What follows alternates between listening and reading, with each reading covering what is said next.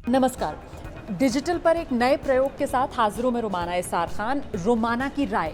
जी हाँ, ये जो वीडियो मैं आपके लिए लेकर आई हूँ, इसमें एक खबर जिस पर मैं बात करूँगी और अपनी राय, अपना टेक आपके सामने रखूँगी। दरअसल मैं इस समय बात करने आई हूँ, राजनीति से जुड़ी हुई ये खबर है। देश की मुख्य विपक्षी पार्टी कांग्रेस पार्टी, हमने देखा किस तरीके से लगातार पहले 2014 लोकसभा चुनाव, उसके बाद 2019 लोकसभा चुनाव, और कांग्रेस पार्टी का दायरा जो है वो सिमटता सा चला गया।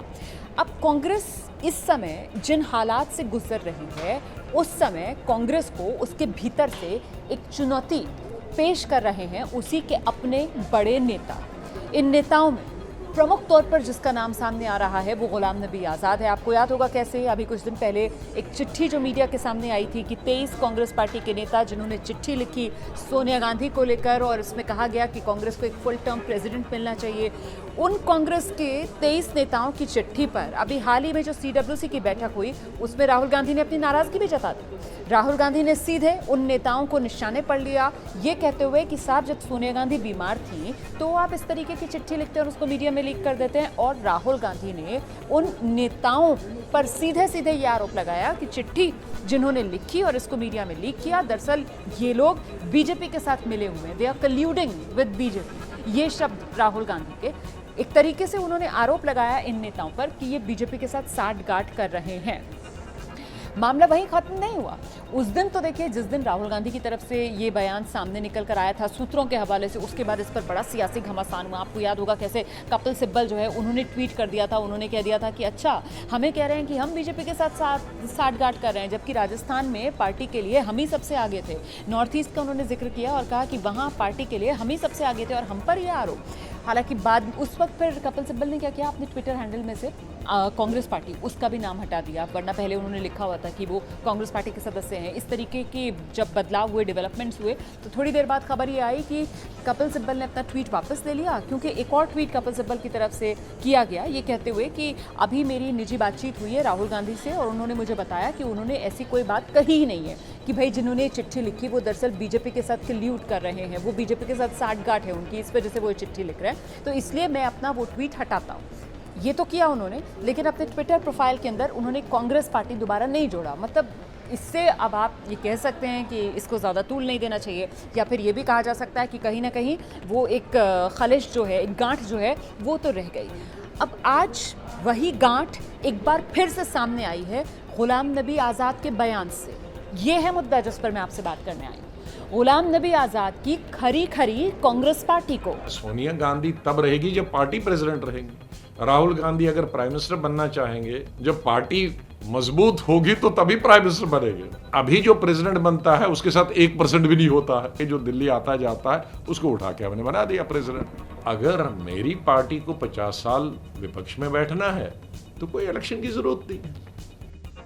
गुलाम नबी आज़ाद आज सामने आए और उनकी तरफ से कहा गया कि दरअसल कांग्रेस पार्टी जिस ढर्रे पर चल रही है, अगर उसी ढर्रे पर चलती रहेगी, अगर अपना ढर्रा नहीं बदलेगी, तो फिर तैयार रहे कांग्रेस पार्टी। 50 साल तक तो कांग्रेस पार्टी का आने वाले दिनों में देश की सत्ता में कोई जगह दिखती नहीं। हम जब सरकार में हैं, UPA 1, UPA 2, तो शायद सरकार के दम पे पार्टी चलती है, लेकिन जब विपक्ष में है और सरकार सत्ताधारी पार्टी बहुत मजबूत है, उनके पास पावर भी है, सेंटर में है, स्टेट में है, उनके पास संगठन भी मजबूत है, एक संगठन ही 40-45 संगठन है, उनके पास संख्या भी है, उन्होंने वोट बेस भी बहुत बढ़ाया है। तो अगर मेरी पार्टी को 50 साल विपक्ष में बैठना है तो कोई इलेक्शन की जरूरत नहीं है। दरअसल गुलाम नबी आज़ाद जो हैं वो अपने बयानों के जरिए कांग्रेस पार्टी की खामियों को उजागर करना चाहते हैं। वो ये कहते हैं कि साहब कांग्रेस पार्टी को हालात का सामना करना चाहिए, कांग्रेस पार्टी को ये समझना चाहिए कि इस समय कांग्रेस पार्टी के सामने जो पार्टी खड़ी हुई है, मतलब बीजेपी, वो अपने वक्त की सबसे मजबूत पार्टी है, उसका संगठन मजबूत है, उसकी संख्या मजबूत है, उसके पास वोट बेस है और इसका सामना कांग्रेस पार्टी सिर्फ और सिर्फ तभी कर सकती है अगर कांग्रेस पार्टी का अपना संगठन मजबूत हो। आगे गुलाम नबी आज़ाद ये भी कहते हैं कि देखिए करीब 25 साल हो गए और कांग्रेस पार्टी में चुनाव ही नहीं हुए, इलेक्शन से नहीं हुए। इसमें वो ये कहते हैं कि देखिए वो यूपीए 1, यूपीए 2 का काल जो था, जो पार्टी सत्ता में होती है ना कहीं सत्ता से पार्टी चलती रहती है, सरकार से पार्टी को ताकत मिलती रहती है, लेकिन जब आप विपक्ष में आ जाते हैं, अगर आप तब भी अपने उसी पुराने ढर्रे पर रहेंगे तो फिर आपका कोई भविष्य नहीं। इसीलिए इस बात को साफ तौर पर कहा गुलाम नबी आज़ाद ने कि 50 साल तक फिर तो कांग्रेस पार्टी विपक्ष में बैठने के लिए तैयार हो जाए। इतने पर ही नहीं रुके गुलाम नबी आज़ाद।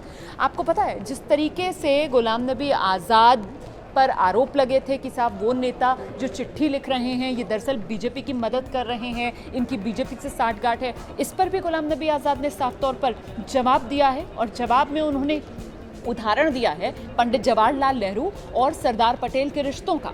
बीजेपी को मौका मिलेगा जब हम कांग्रेस में चुप रहेंगे और इलेक्शन नहीं कराएंगे, वो बीजेपी को फायदा है, वो बीजेपी को फायदा है। अगर हम कोई इलेक्शन नहीं कराएंगे और ऐसी ही टूटी फूटी कांग्रेस रहेगी तो तब बीजेपी को फायदा है। इलेक्टेड बॉडीज से बीजेपी को सबसे ज्यादा नुकसान है। वो कभी नहीं चाहेंगे कि कांग्रेस में इलेक्शन हो, इलेक्टेड बॉडीज आए और सक्षम लोग हर जगह आ जाए, वो कभी नहीं चाहें। तो ये जो लोग कहते हैं कि बीजेपी को फायदा, नहीं, बीजेपी को फायदा इससे है इलेक्टेड बॉडीज से, नॉन इलेक्टेड बॉडी से, एडहॉकिज्म से। उनको इलेक्टेड बॉडी से नहीं होंगी, फिर सक्षम लोग आएंगे जिनको पार्टी चाहेगी, लोग चाहेंगे, वो जीत के आ जाएंगे। ये कांग्रेस पार्टी 135 साल की है, जिन्होंने हिस्ट्री पढ़ी है। हम तो स्कूल से हिस्ट्री कांग्रेस की पढ़ते आए हैं।